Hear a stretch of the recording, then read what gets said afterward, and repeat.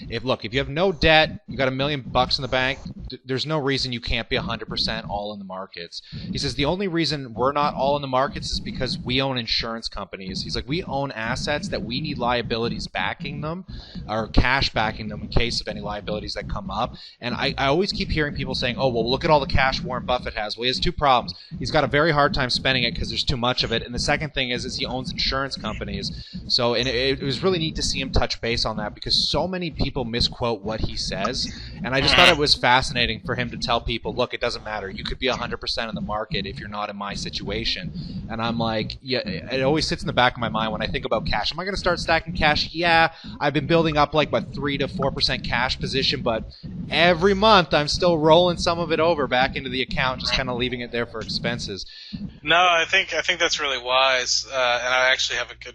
I don't want to go off on a tangent right from the beginning, but no, go ahead. like you said, I mean, talking about that specifically, the insurance aspect of things, he's always said he wants to keep at least $20 billion for that case, and there's been times where insurance companies had to end up paying like 26 or something $billion worth.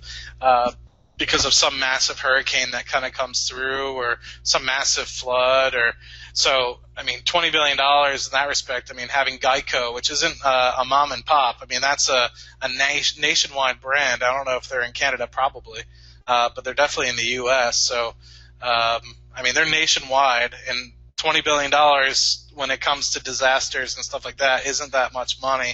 So, especially when you're talking about some storms that can take over an entire seaboard, whether it's the East Coast, West Coast. Are you sitting on a lot of cash right now? Let me check.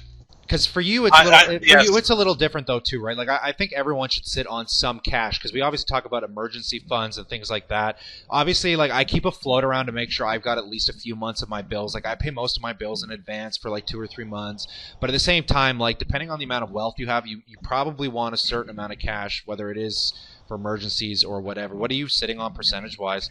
So in terms of what I consider my investment portfolio, I'm sitting on 7.8% cash. That doesn't include checking or anything like that. So when I do those numbers, I don't include checking. Part of me thinks I should start. I mean, granted, it changes, every 15th of the month and 1st of the month, but I really should because sometimes it'll end up being like a couple months worth of expenses even in just my checking account. And then I'm like, well, why do I need say $10,000 in a checking account? There's no need for me to do that. And so, granted, I do have a pretty big expense account some months when I travel a little bit or go home for Christmas or something like that. It can get a couple $1,000s just from doing those round trip tickets. So, it's nice to have a little bit of working capital in that respect, and that's kind of how I view it. But for me, the way I'm viewing it now is, I'm doing really well. I'm sure you saw one of my recent videos talking about how I kind of automatically invest a lot of my money, and how I have kind of have it like set up like on the 1st of the month it goes here, and I still need to do that for the course actually. Yeah, I want to talk about like how much dollar amount is actually going into each, and so. You think about it, I got $1,500 a month going in automatically into that account, $250 a month going into that account, $500 a paycheck going into my personal savings. My 401k gets 7% of my salary every single time I get paid. Oh, wow. The company matches that, thankfully. So it's like I do 7%, then the company matches 7%. So it's like the 401k is taken care of. If I just wanted to like save 15% of my salary, that's done, but I only count that as 7% of my salary. I don't count the company's portion. So, I mean, you start thinking about it, it's just like it kind of gets automatic, and so I'm like, well, the stock market part of it is kind of taken care of. Yeah. What else can I get invested in? And when you enter a new business, especially real estate, it's kind of capital intensive. So unless you're doing REITs and stuff, and then it's a little bit less, but part of me is like, do I want to buy physical real estate? Do I start a business where I buy a house and then I try to sell a portion of it, kind of do like a syndication like Grant Cardone does, and say, hey, like I'm buying it to make money, not to make money off of other people, but hopefully me buying it will allow others to be like, oh, okay, this is actually something that can make me money, and I can help others get involved in investing in real estate, because I think a lot of people also have that barrier to entry, being like, oh, I don't want to buy a whole house and, you know, all this. And it's like, well, if I can figure out a way to take care of that for people, whether it's family, friends, and they want to invest in, say, a house with me, and they only want to, say, buy 20% of a house, you know, I might take a small portion of that and say end up keeping, say, 10 to 15% of that house for myself. But the hope is I would be able to grow a fund potentially and have real estate, kind of like what Grant does, and you know, other real estate syndicators as well, and eventually be able to take those homes and sell them and do multifamily. But you need capital to start those things, capital to start online businesses, capital to start a lot of different. A question that comes up a lot when we're talking about this stuff. How do you find a way to care? Because most people will not find the stock market interesting enough. Most people probably don't find what you're doing that interesting at all. But the thing is how do you get sucked into the interest behind that? I think it's a good psychological note on what we're talking about here. I like infinite games. And what I mean by that is, you know, it's a quote by, well, it's not a quote by Simon Sinek, but it's something that he talks a lot about in one of his recent books, that there's finite and infinite games. Finite, or it's like baseball. There's nine innings, and at the end of 9 innings, you know, whoever has the highest score wins. I like infinite games. Infinite games are business. There's no real set competitors. There's no set rules. You know, just because somebody makes more money doesn't necessarily mean that they're going to be around in 20 years. There's no, like, there can be somebody coming out of the woodwork like Tesla that comes and completely destroys an industry, and the big guys like Toyota or GM get completely annihilated over the course of 5 years potentially. And so I like those sorts of games because, you know, at the end of the day, I feel like they're more competitive. Yeah. They're much more strategic, and it's literally infinite.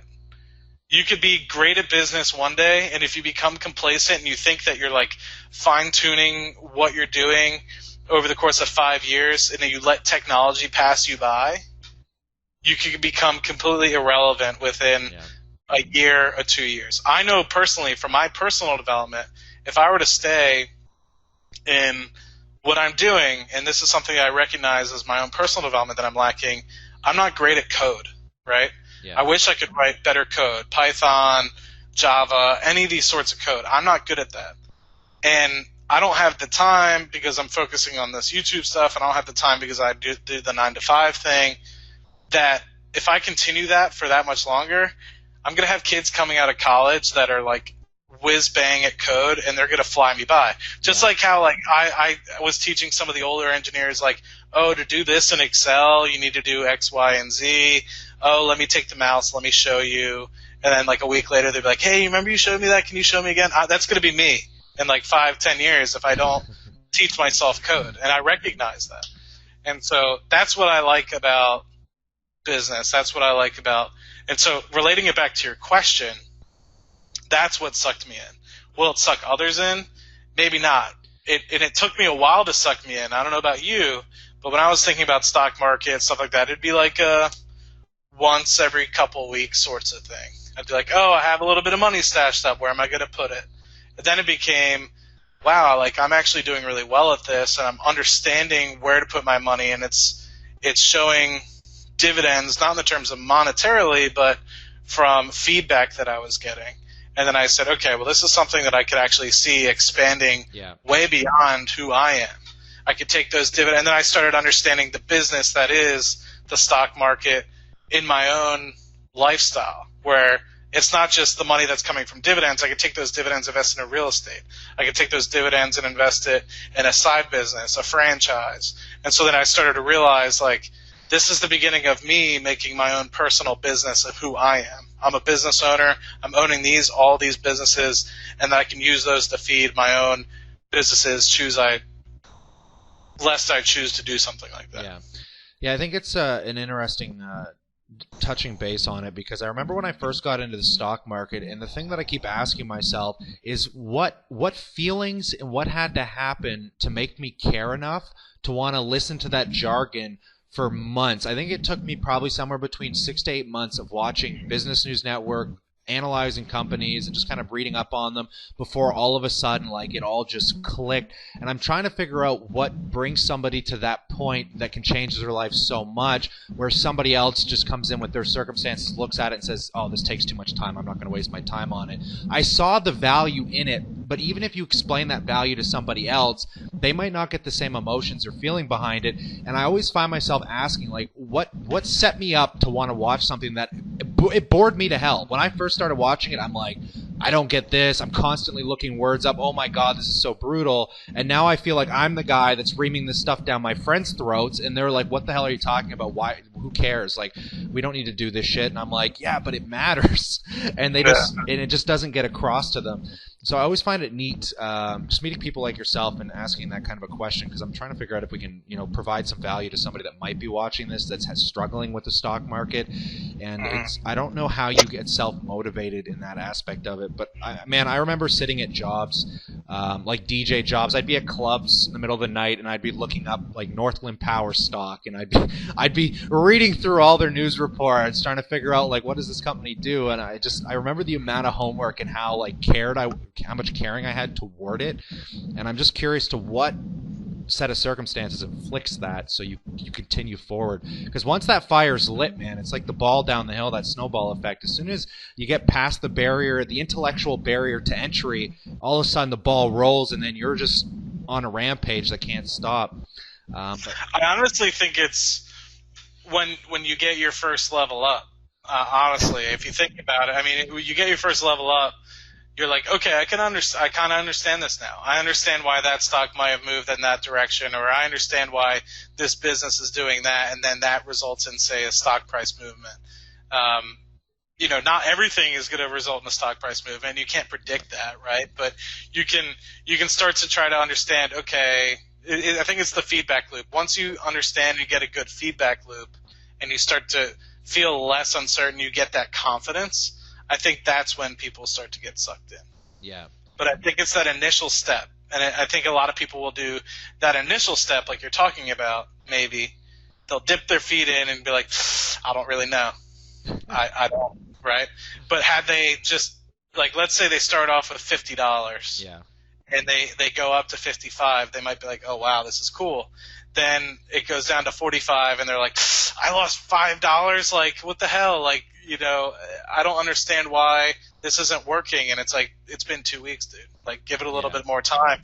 And had they just been like, let me put in another $50, not only are they twice or doubling their amount, but they just cut their amount that they need to expand their portfolio to get to their goals by half, right? And I think what they need to recognize is, like, I don't think that they recognize that. I think that they just look at, it goes up $1, it goes down $1, it goes up $1, it goes down $1. That's and they don't the see intellectual barrier, right? That's the actually understanding the underlying asset that you're buying. It's not just a piece of paper that you just clicked a button and it was there.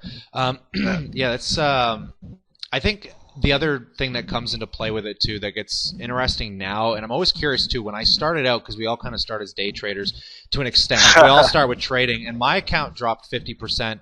In the first year of me messing around with it. But I don't know, man. I always had it in the back of my mind that, like, if all the information is available to everybody, unless you're an insider trader, like, how does this guy that's worth millions do as good as he's doing when I have access to the same information? So, like, even when my accounts were dropping, I still had all that intelligence that was backing, like, the arrogancy of stupidity of being like, oh, why I was holding stupid stocks at the time. Thank God I ended up making money. But at the same time, I'm like, I don't know if that was the mindset that would have kept me going, because most people probably would have looked at where I was at and gave up. Like, they would have just been, and that's what happens, like you said. Most people, they see it go up, they're like, this is great, then they lose half of it. I'm done. This is over forever. And it's just weird how I don't know if it was me comparing myself to these people that I looked up to, and I'm like, I could be these people if I just keep my head in this, and then it just worked out in the long run. But